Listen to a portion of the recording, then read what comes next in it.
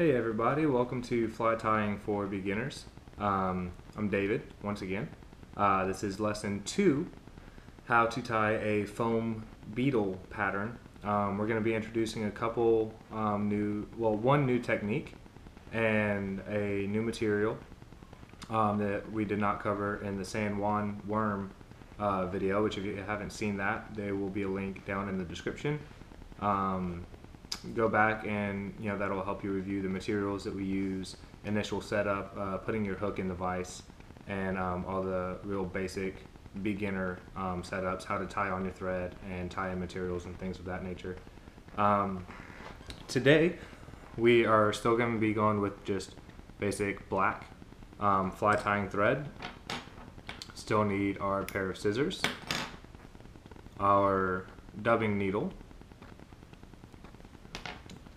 We're actually going to use a piece of black fly foam today, one peacock curl, and a new tool that we haven't talked about yet so far. These are called hackle pliers, and they're very spring-loaded so that you can grab on to things and they'll stay taut. What it's for is when you're tying in materials like this peacock curl here. That way you can hold it and wrap it around the hook without having to worry about holding it with your hand or something like that. I personally don't prefer to use them, but I will show you how they work. That way if you do want to use them, you're more than welcome to use them if you want to. So let's get right down to it. I'm just going to slide you across here. I changed my lighting up a little bit this time, so hopefully you can see the actual process a little bit better. Still have our number 12 dry fly hook already in the vise there. Same hook we used for the San Juan worm. I'm just going to tie in my thread.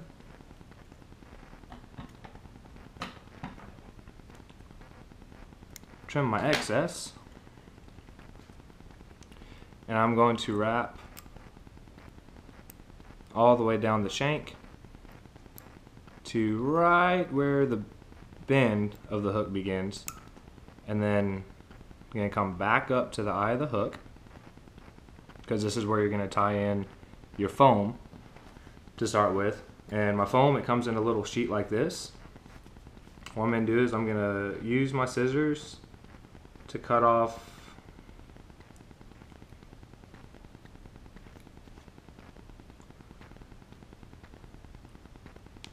section out of my foam sheet. It's about this big. You can see based off my finger, it's about 1 joint or so of my finger long. Probably, I would say maybe inch and a half long, maybe about 1/4 of an inch wide. And what I'm going to do is I'm going to lay it against the eye of my hook. Try not to drop it this time. And tie that in, give it a couple good wraps.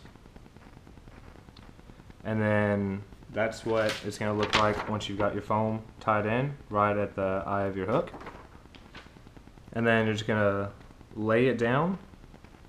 You see the foam comes well past the bend of the hook. That's because later on it'll fold back up on itself.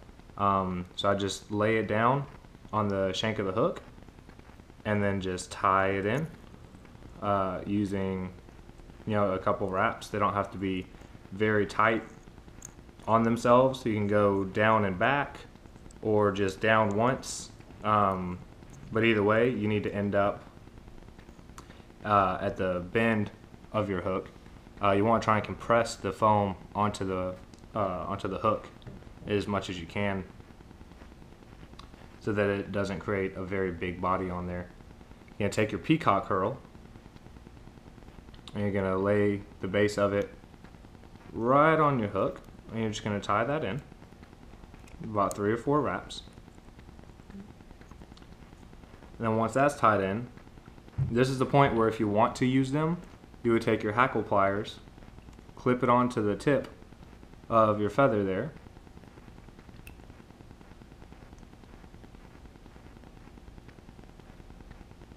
And then you would use those to wrap around. Me personally, I kind of find these to be a pain, so I just hand wrap. And you're literally just taking the peacock curl and wrapping it just as if you were tying in thread with your bobbin and your bobbin holder. You're wrapping it so that the layers just touch each other, so you get a good solid layer of peacock curl, and you're wrapping it all the way up to the eye. And then you're going to want to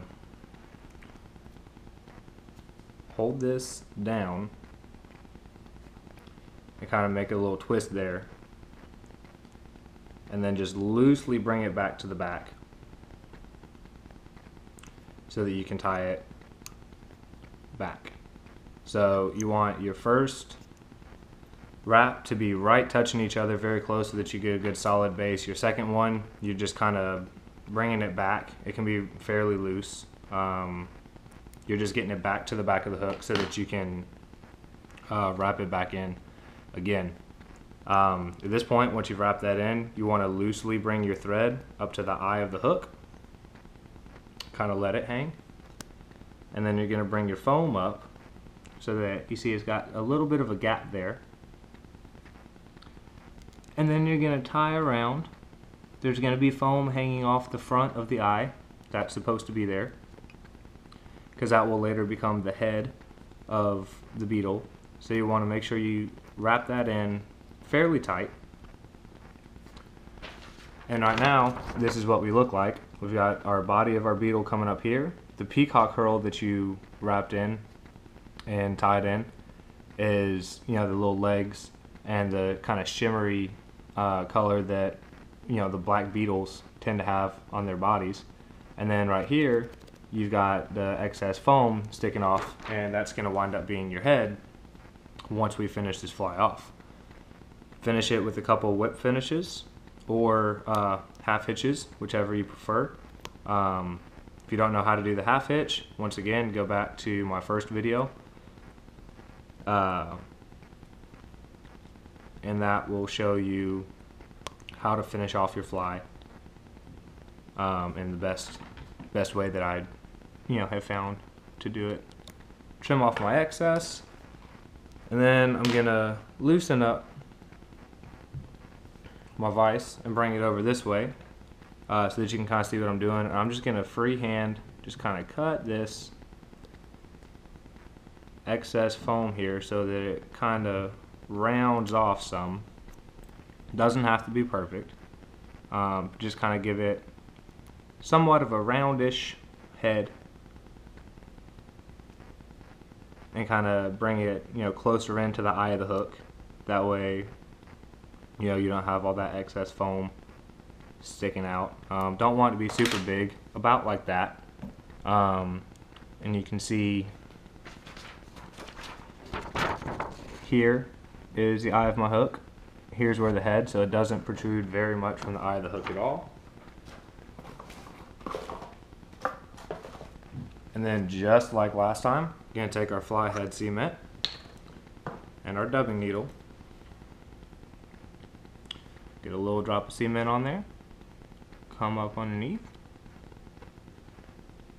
And really make sure that you cover that knot well so that it will stay in place while you're fishing. Let it dry, and then you're good to go. Thank you very much for watching. New video should be up fairly soon. Yeah, check out my channel for my other videos, other outdoor videos and instructional how-to videos. This is lesson 2. I'm hoping to have around 10 to 15 in this fly tying for beginners series. Going to be introducing a new technique or a new material or something like that every video. As the fly patterns get a little bit harder. And that should be up, I'm hoping, by the end of this upcoming week. So thank you very, very much for watching. Stay tuned for my new videos coming out, and happy fishing.